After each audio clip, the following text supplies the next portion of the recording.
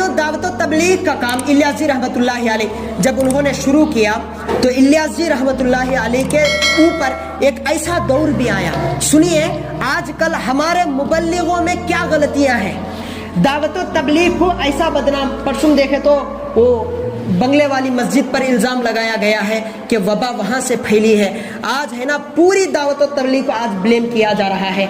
इसकी सबसे बड़ी गलती आज हमारे अंदर मेहनत का जज्बा ना होना भी है।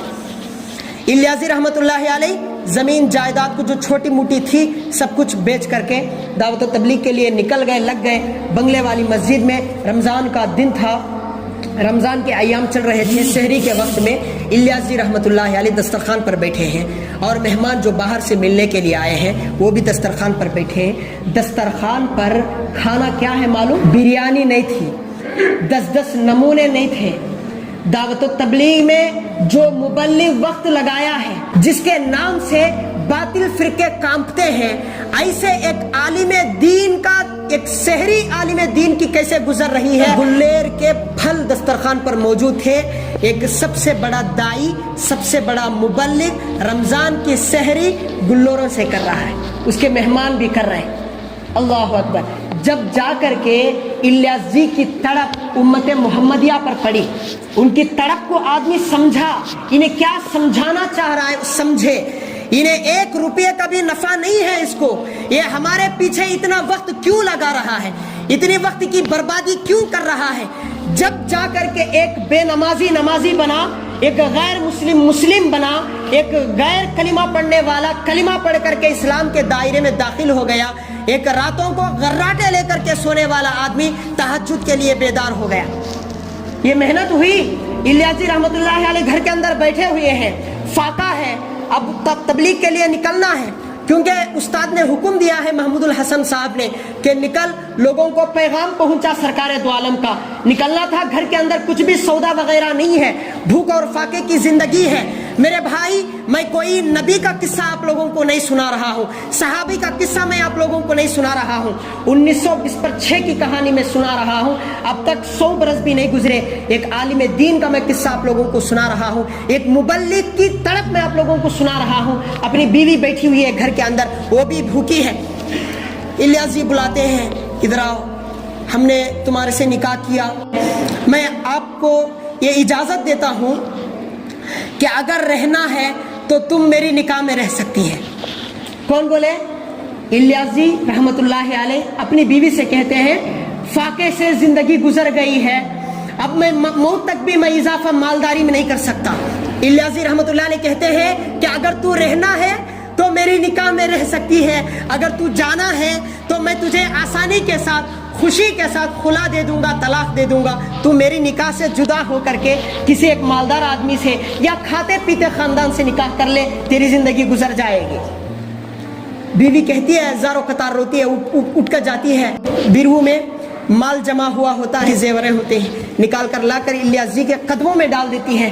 कहती है कि अगर दावत व तबलीग में, तौहीद के काम में ये जेवर को भी लगाना है लगा लेना, लेकिन मुझे आपकी निकाह से ना निकालना। ये अकाबिर की कुर्बानियां हैं। इलियास जी रहमतुल्लाहि अलैह जितने पावर के आदमी थे, उनकी बीवी भी कोई कम नहीं थी। आज 40 दिन की जुदाई शोहर से औरतों को बर्दाश्त नहीं है।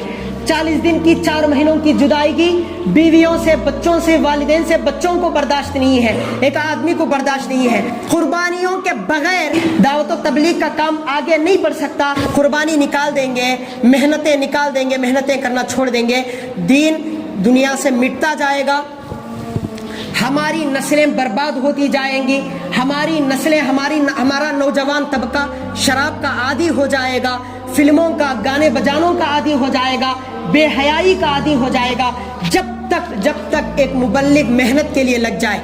लेकिन आज का मुबल्लिग, अल्लाह अकबर, आज के दावत व तबलीग के मसाजिद ये सियासत के, हुकूमत के अड्डे नहीं है। मैं नाम नहीं लेता, मैं नाम लेना मुनासिब नहीं समझता। अगर मैं अपने बात में अगर झूठा हूँ तो मेरी जबान काट दे। आज हमारे इलाके में कितने ऐसे मसाजिद हैं जो हुकूमत के इशारों पर चलते हैं, गैर मुस्लिम के हुकूमत के इशारों पर चलते हैं। ये दावत व तबलीग के अड्डे जब हुकूमत के हवाले हो गए, आज हमारे मुबल्लिग, आज हमारे सरदार, آج ہمارے امیر تہجد کو چھوڑ کر کے عام آدمی کی طرح خراٹے لے کر کے سونا شروع کر دیا. دعوت و تبلیغ کی محنت کمزور پڑ گئی, وہ رونق مٹ گئی, وہ نورانیت ختم ہو گئی. آج آدمی ہے نا, باہر والا اندر داخل ہونا دور کی بات, اندر والا بھی نکلتا جا رہا ہے. قسم کھا کر کے بولو, ہر آدمی اس میں سے 40 دن کا فرد ہے, اور بہت ساری کثیر تعداد میں 4 مہینے کے ساتھیاں ملتے ہیں. تہجد کو تو دور کی بات ہے, فرض نمازیں ہمارے سے ادا ہوتی ہیں, ذکر و اذکار کے وظیفے ہمارے سے ادا ہوتے ہیں, قرآن پڑھنا ہمارے نوجوان طبقوں کو آتا ہے, اگر نہ بھی آتا ہو تو سیکھنے کی محنت ہو رہی ہے. جب ہمارے تبلیغی حضرات اپنے کام میں ڈھیل چھوڑ دیے, اپنے کام میں ڈھیلے پڑ گئے, تو دوسروں کو مجال تو ہوتی ہی ہے. جب ہم مٹھی کو مضبوطی سے نہیں پکڑے تو دوسرا درمیان میں گھس گیا, تو یہ کس کا قصور ہے؟ مٹھی پکڑنے والے کا قصور ہے. تو اندر غیر کو آنے ہی کیوں دیا؟ یہ اعتراض کرنے کے خاطر. میرے بھائیوں, امت زوال پر ہے, قیامت قریب ہے. اب یہ فتنے ختم ہونے والے نہیں ہیں, ایک فتنے کے بعد دوسرا فتنہ شروع ہو جائے گا. فتنوں کے اس پرفتن دور میں آدمی کے نجات کا ایک ہی علاج ہے, ایک ہی سبب ہے, وہ ہے مسجدوں کا رخ کر لینا ہے. یہ دعوت و تبلیغ کا کام لوگ جیسے بولتے ہیں ویسا بدعتی کام نہیں ہے. قرآن اور حدیث سے اس کا روح ملتا ہے, قرآن اور حدیث سے اس کے اعمال ملتے ہیں, اس کے اعمال جڑے ہوئے ہیں. سینکڑوں بے نمازیوں کو نمازی بنایا ہے. دعوت و تبلیغ کی حقیقت کو سمجھ کر اس کے اندر وقت لگانے کی کوشش کریں, اور اللہ تعالیٰ سے دعا ہے کہ اللہ تعالیٰ ہم سب کی نسل کی, نوجوانوں کی, بوڑھوں کی, بچوں کی, مردوں کی, عورتوں کی, سب کی بھی حفاظت فرمائے, اور یہ دنیا بھر میں جتنے فتنے برپا ہو رہے ہیں ان سب کو جلدی سے جلدی ختم ہونے کی توفیق نصیب فرمائے.